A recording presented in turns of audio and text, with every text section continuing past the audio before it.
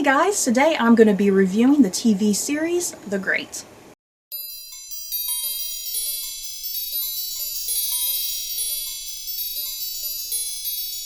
So before I do head into this review, this is going to be a non-spoilery video. I'm just going to be talking about the show in general, on the surface, the things that I really liked about it. Let me put that out front. I really liked this show. And yeah, if I would recommend it to other people, because I think this is definitely a show you're either going to really like or dislike. So yeah, The Great. This is a 10-episode series on the Hulu streaming service, and it stars Elle Fanning and Nicholas Hoult, and the show is essentially about a young Catherine before she becomes Catherine the Great of Russia. Follows a young Catherine as she travels to Russia. She marries Peter III in their very tumultuous marriage, and yeah, her really striving to make a better Russia and to fulfill her ultimate destiny to become one of the greatest leaders of Russia. And that's kind of it. That's kind of the whole premise of the show, essentially.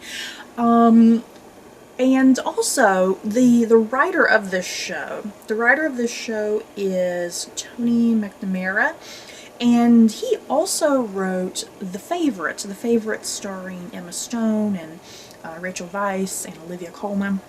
I loved The Favourite. And so, yeah, when I found out that Tony McNamara, since he wrote The Favourite, when I found out that he was also writing The Great, I was like, okay, this should be good.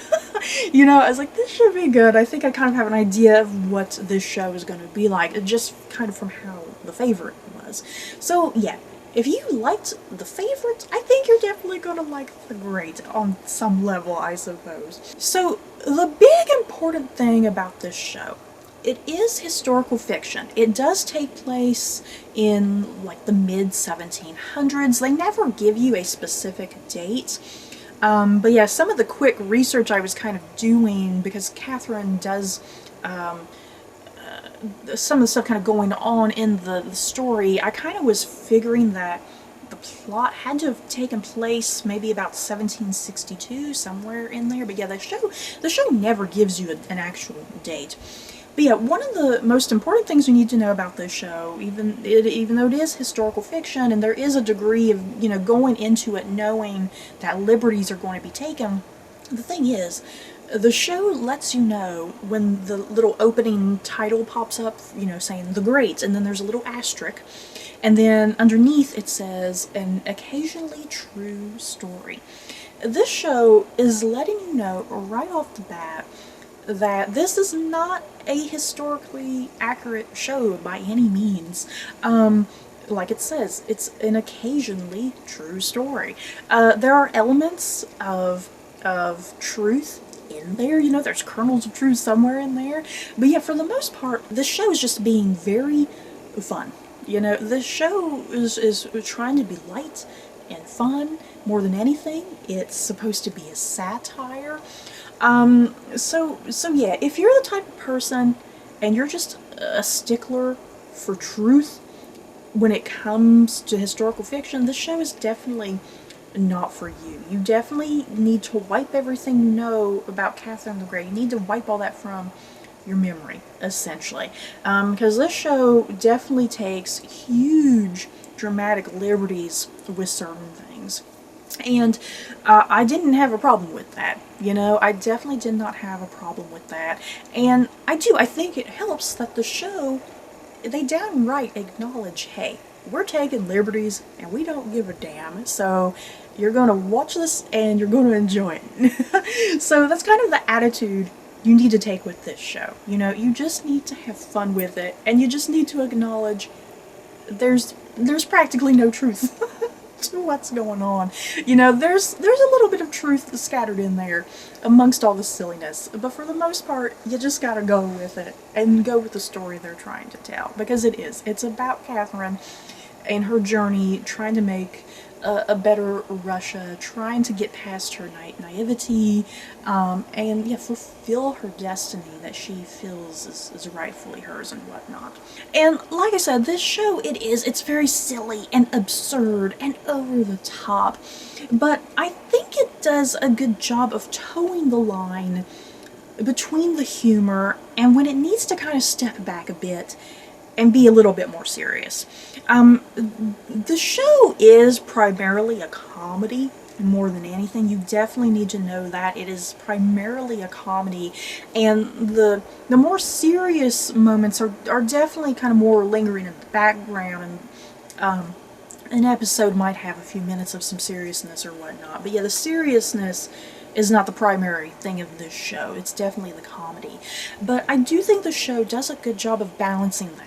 You know, that it is so absurd and over the top, but then when something needs to be serious, they know when to kind of calm down a little bit and back up and let those more serious moments kind of sink in, you know, to give it a little bit more weight and substance, that you're kind of feeling a little bit of something, you know.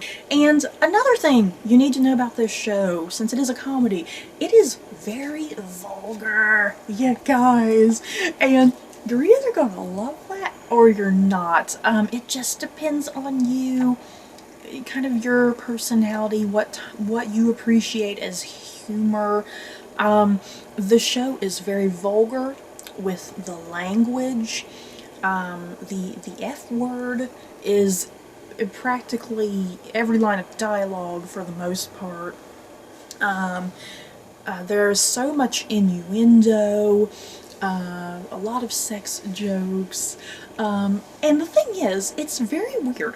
It's very, very weird for a show that is very vulgar with the language. There's really no nudity.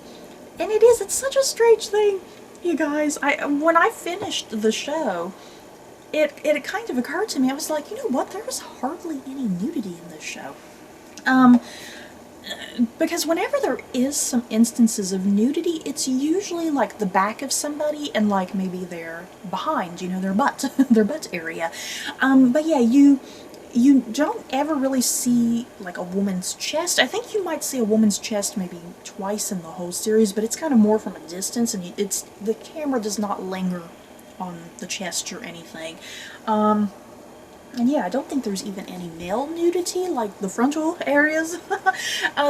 So yeah, this show it's kind of strange. It goes wild and crazy with the language and the innuendo and the jokes and the vulgarity, but yeah, then there's pretty much no nudity. The nudity is kind of non-existent, and I kind of like that, because I feel like if this show had both the vulgarity and the nudity, I feel like that would have been too much.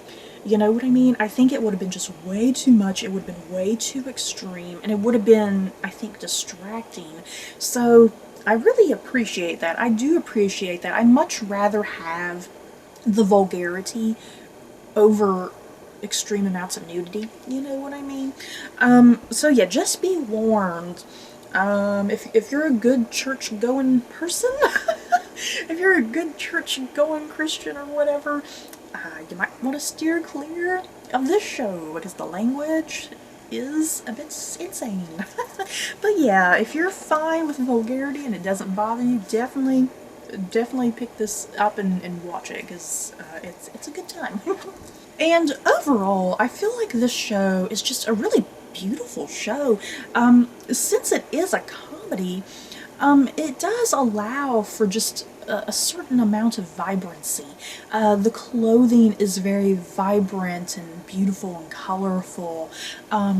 Yeah, the clothing, especially like on the men, I feel like, and I guess the women too, the clothing is definitely not totally 100% accurate to the time period. It is made to be a lot more sexier, especially like Nicholas Hoult. Nicholas Hoult is always running around, like he has like his coat on, but like he has no shirt underneath the coat sometimes, and it's really, really odd. Yeah, the show is very vibrant and colorful with the clothing and the costuming or whatever. There's a lot of scenes like out in the daylight, and it's sunny and it's beautiful. just the locations. It looks like they film on location in several places, and the locations are absolutely gorgeous and breathtaking, and really adds a sense of scope and depth to enhance detail to this world.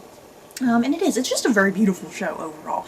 A very, very, very beautiful show. So, talking about the cast really quickly, this show has a fantastic cast. I can't sit here and go through every single person, but overall, the cast is brilliant. Everybody knows what show they're in. You know, everybody knows what type of show they're in. Everybody knows and understands, hey, we're in a comedy about a historical time period, but it's not totally accurate.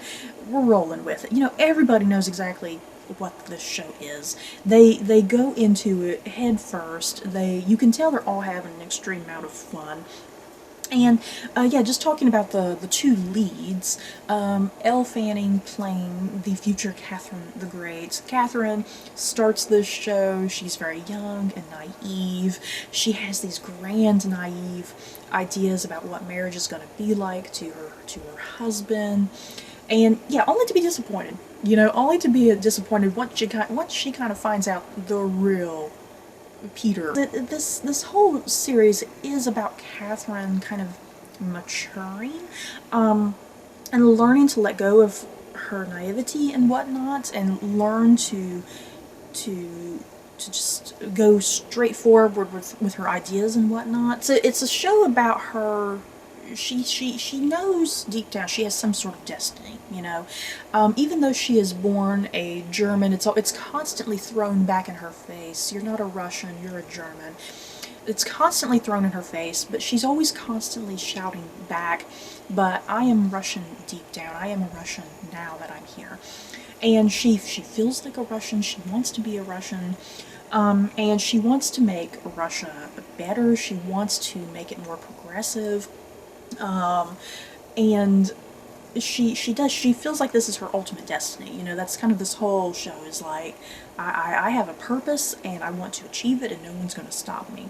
And Catherine's not a perfect character because she does have her own weaknesses, because sometimes she can be a little bit full of herself and overconfident, and that can kind of get her into a bit of trouble. And she claims that she wants to make Russia better and that she is a Russian, but there's a particular episode that happens kind of in the midpoint of the season. Something kind of happens, and she suddenly kind of realizes, oh, I might be about to be the next Empress of Russia. But when she's kind of spouting out some of her ideas and the things she wants to do, you know, all of the advisors are kind of frowning upon it, like, you don't really know what you're talking about. And then, yeah, they're even mentioning locations that are in Russia, and she has no idea where these places even are. So, it is. Catherine has to... She has to acknowledge her weaknesses, that even though she wants to love this new country that she's in, she also needs to know that she needs to get a better education about the country that she's trying to rule.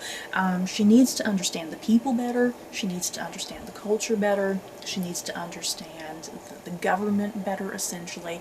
And she does. She acknowledges that weakness, that she's very misinformed, and she grows from that she really wants to better herself, and that way if someone says something to her, she knows exactly how to respond to any given situation, I suppose. So then next up we have Nicholas Hoult, who plays Peter III. Nicholas Hoult, good God, you guys, I'm not sure how to describe Peter III, because he's not really a villain. He's not really a villain per se, but he's definitely more of a foil to Catherine, I suppose. Peter III, the way Nicholas Hoult plays this character, there are times that you weirdly like Peter, that you find him charismatic and charming, you oddly like him, and you're kind of oddly rooting for him to maybe get a hold of himself and grow up and mature and be a better person. But then there's other times you really love to hate him, I feel like, you know? You love to hate him. There's times that you're disgusted with him, you find him despicable, the way he treats Catherine sometimes, it's like, oh dear God, enough of this. But yeah, Nicholas Hoult, he does such a good job of this balance. You know, he does this great job of balancing kind of these different nuances and extremes of the character. And yeah, Peter, he's very arrogant. He has a big ego. He's very childish and petulant. He doesn't really listen to his advisors. I mean, he'll listen to them occasionally. There are those moments that he'll weirdly enough listen to somebody. But yeah, for the most part, he kind of just does as he pleases, does what he wants, says what he wants, and he essentially rules by fear, you know? Kind of that whole Machiavelli idea of, is it better to be feared than loved? That's essentially how he's ruling Russia. He's ruling by fear, and the people are afraid of him. And it's difficult for Catherine to kind of infiltrate into that and be like, hey, follow me, we'll usurp the throne and get rid of Peter. You guys can follow me. You can love me. You don't have to fear me. But yeah, Elle Fanning and Nicholas Hoult, good lord, they just worked marvelously together. You guys, they had such great chemistry, considering that their characters don't really get along, and their characters kind of hate each other more than love each other. But there are those odd moments where they do have an appreciation for each other. They do have an understanding. Yeah, for the most part, they don't really get along, but Nicholas Hoult and Elle Fanning just have such a great chemistry and balance off of each other, and the humor that bounces off between them is really well done, I think. So yeah, that is it for my thoughts and feelings on The Great. I really loved this show, you guys. I went into it knowing that it wasn't going to be historically accurate, that it was supposed to be a satire, that it's supposed to be fun and entertaining and silly. So yeah, I think as long as you go into the show acknowledging that and understanding that, I think it'd be easier for you to have a good time and just go with the flow of the show. So yeah, I thoroughly loved it. I'm very curious if this is just a one and done season or if it's going to be renewed for a second season. Because yeah, the way the show ends, I just wasn't quite sure what to make of the ending. Because I was like, is this supposed to be like a definitive ending? Or is it supposed to be kind of a cliffhanger? I wasn't quite sure what to make of it. So if it's just a one and done season, I'll be satisfied with that, but also, if it does get renewed, I'll be just as happy. So you guys, that's it for this review of The Great. In the comments below, have you guys seen this TV series? Do you plan on seeing it? And yeah, what's your thoughts and feelings about it? Just let me know, and feel free to write some spoilers down below if you feel like it. So that's it for this video. Don't forget to like, comment, and subscribe, and if you like this video, give me a like these other videos. Bye guys.